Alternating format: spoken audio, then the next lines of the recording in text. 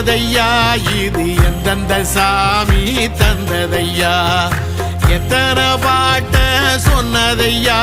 அத சுத்துற பூமி கண்டதையா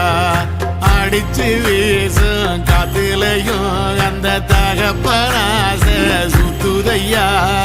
பிடிச்சு பூக்கும் விதையிலும் ஒரு வம்சத்து கதையே உள்ளதையா 100 தலைமுறை சேர்ந்து செதுக்குன ஈர நலம் இது பாறையா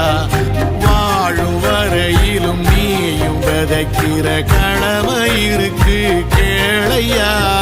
கோடி